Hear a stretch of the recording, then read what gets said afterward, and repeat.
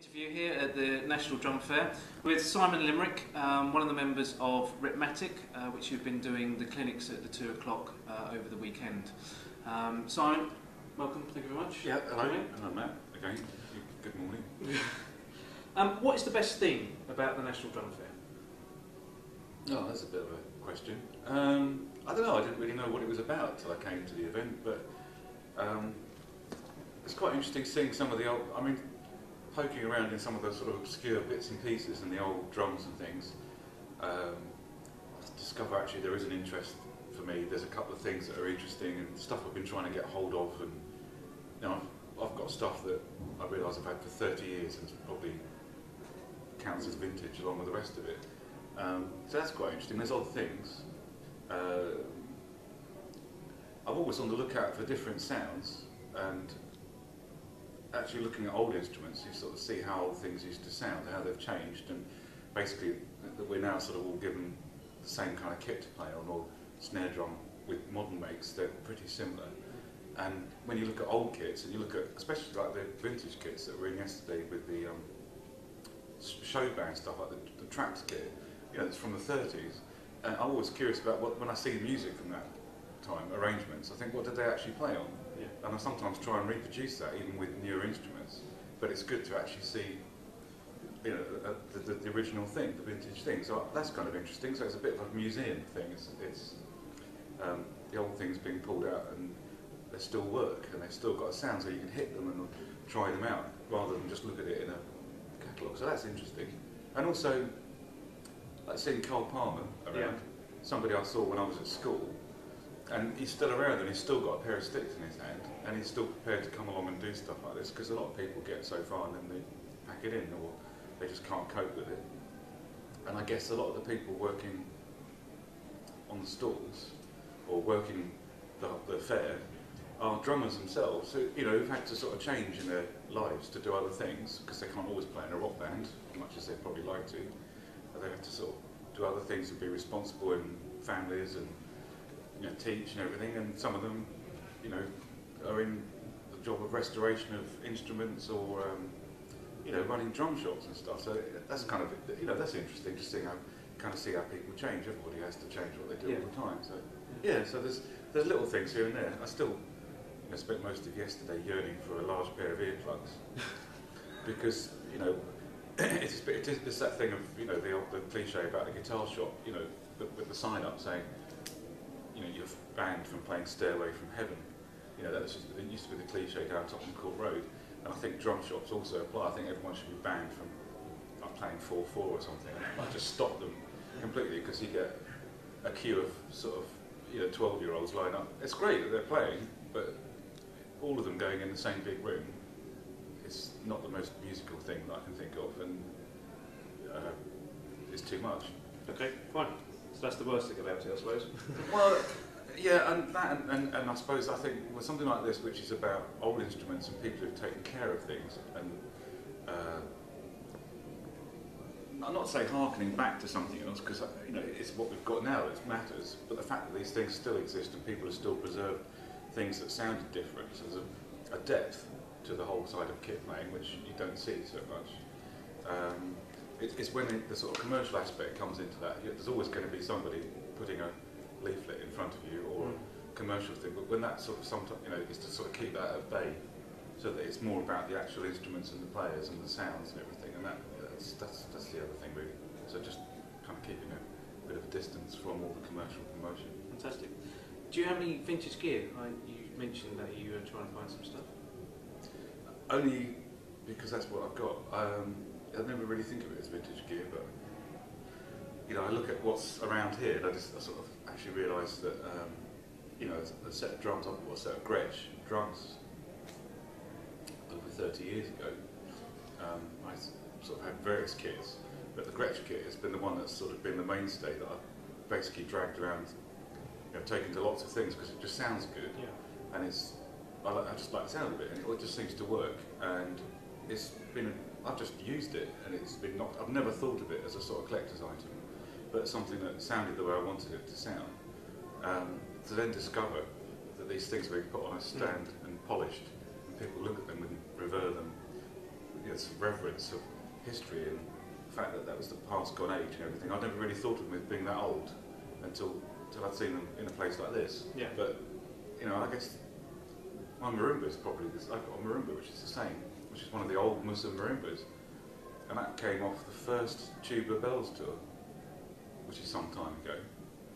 And actually, you know, Musa went into decline and got bought out and then remarketed, and their instruments have changed. And if, I know that if I break a note on that instrument, I can't get the same bars anymore. Right. So again, that's like a classic instrument. It's become a sort of vintage collector's item. But I never really thought of it. But I guess compared to other instruments, it's not very old, really. Brilliant. What's the best thing, I think you actually might have answered this question, but what's the best thing you've actually seen here over the weekend?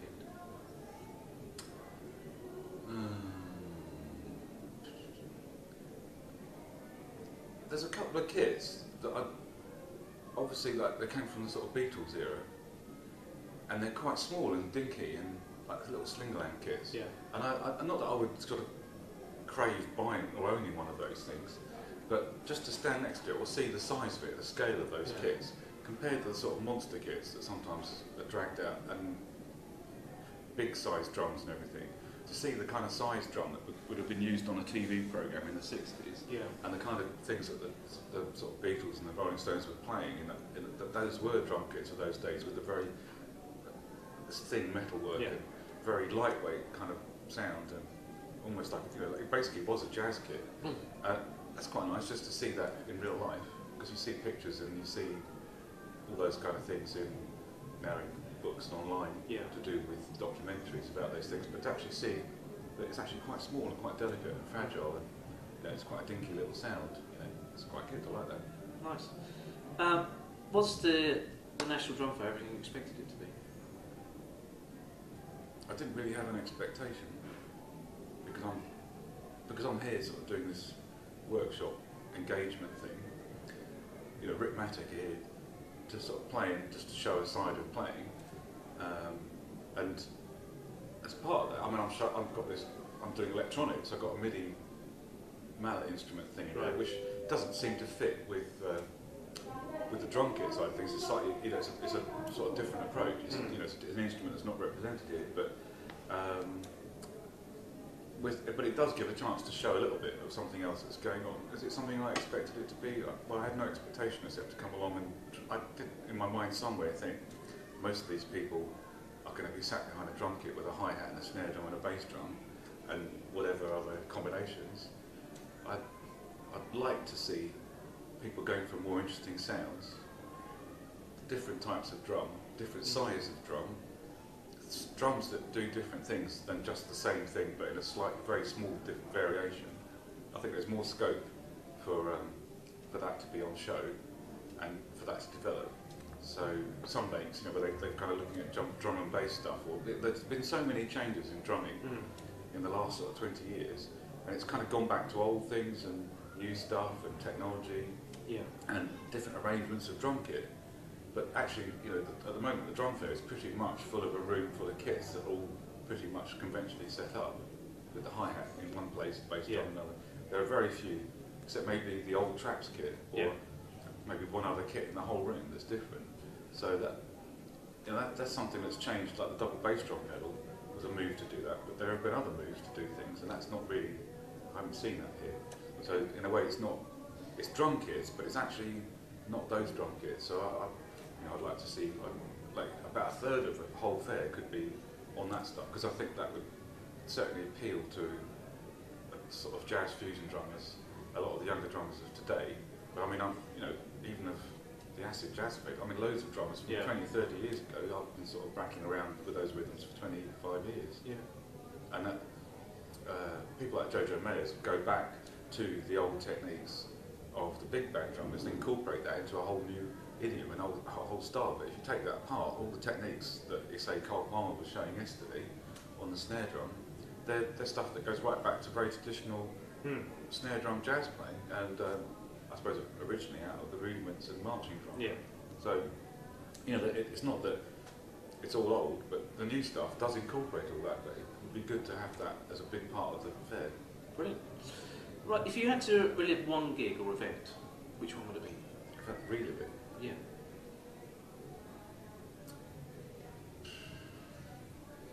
Or is there one? Or there's too many to actually? I don't know. When you say that, I just think we're about half a dozen, and they would span all different ages, really. Most recent one was going on to the Queen Elizabeth Hall stage in front of a sold-out hall, 1,100 people or whatever, and it was sold out so much there were 20 returns. Trying to get tickets, walk out literally to that place full up, with a spotlight and a table on which there was some stones, some branches, a large piece of wood, and 7 or 8 other things, and a large amplified cactus. And for the audience to listen really well, for it to be a really good... in a way, it went right back to why I sort of like music, because it was just about the sounds. It was like being a child again. The whole piece was about just making nice sounds, and it's a percussion piece, but it's different. It's John Cage, but you know, that was fantastic to do that. You know, that's memorable. Just to have that rapport with the whole place like that is fantastic. Brilliant. Who's your inspiration? Lots of people. Music from around the world. I think what inspires me is the sound of the instruments, the quality of the sound, wherever that is, in any kind of music, and that has a sort of meaning with the culture it's in, and the people who are playing those sounds. The rhythms that you play on them, I don't get so attached to the, like if it's from a particular culture, people will say, oh, if you come from here, you always have to play this rhythm, or you have. I don't think that's the first thing. I think that's something that comes in second. I think the quality of the sound is almost like the human voice. The sound that instruments make is something that affects us physically, that we relate to, like a baby in a, you know, with a rattle, hearing sounds for the first time. And I think then we learn to use that as we grow up in different ways, whether it's in Europe, in classical music, or whether it's, you know, somewhere in Mozambique playing thumb pianos, or whatever, or gamelan, or whatever. So I take the whole kind of thing of a culture equals these rhythms and this beat and this with a pinch of salt, and they're actually things that are always changing, overlapping, evolving. It's all about communication, about learning and how people change in their lives. But the actual quality of sounds, I think, is really important, because it's to do with where the music comes from and things, the tools that are available. So, you know, we have, as well as we have, you know, in Europe, we have access to lots of different things from around the world, because we can import it or whatever, connect it up. But we also have access to a lot of stuff that we throw away, like industrial stuff and materials that people regard as rubbish here, which actually make interesting sounds. And I regard that as part of our culture. And the fact you can go out and play a broken car is actually quite interesting. And you can in Mexico too, because they make cars in Mexico, but in Mexico they've also got xylophones, and they've got instruments that they use using the materials that they find, you know, in the tropics. So yeah, there's a connection between the quality of materials and the sound. So the influences, the things that influence me most, is where it means something to the people doing it. It's got some value. And it's got that connection. And probably through quality of sound. And I'm not really a fan of people who sort of collect musical information for the sake of, I suppose, kind of filling up their toolbox. Right. It's kind of irrelevant. You know, you can take a rhythm from one culture, one part of the world, and play it to some people in another part of the world in a completely different way with different sounds, and it will mean something. You know, you can find a way of communicating and changing it. Nice, nice. Now, if you had a time machine, what era would you go back in music?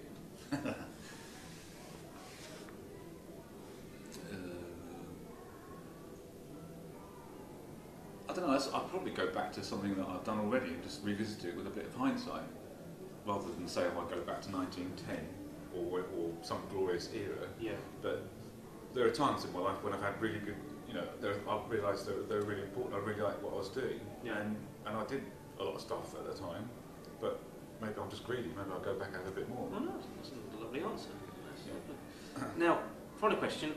You can invite four guests, dead or alive, to a dinner party. Who would they be?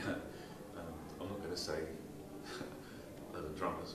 No, Because it's your choice. It's 4 guests. Well, if it was 3 drummers, 4 guests or 3 Four guests. Yeah.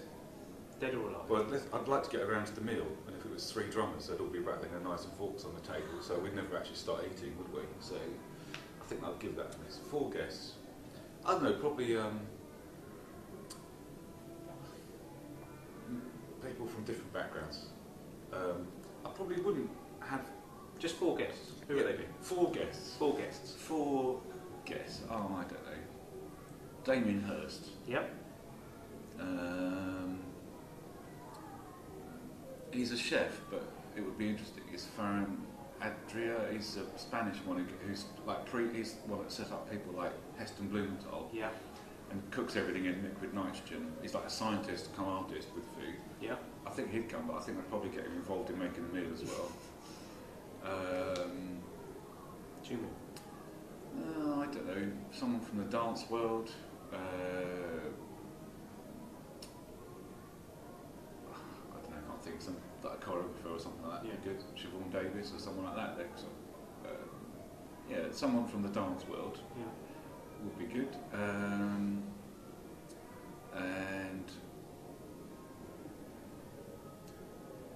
not a politician. But yeah, that's fine. That's another one. Yeah. Definitely not a politician. I think that would be a waste of a space. One more. Actually. So, a writer. Think of a writer that's alive, actually. I can't think of someone. All the writers I can think of, I keep coming, they all just died. That's fine. Or just died. Dead or alive. Okay. Asimov. Brilliant. Well, cover lots of things. Simon Limbrick, thank you ever so much, Okay. and we'll see you soon. Another interview.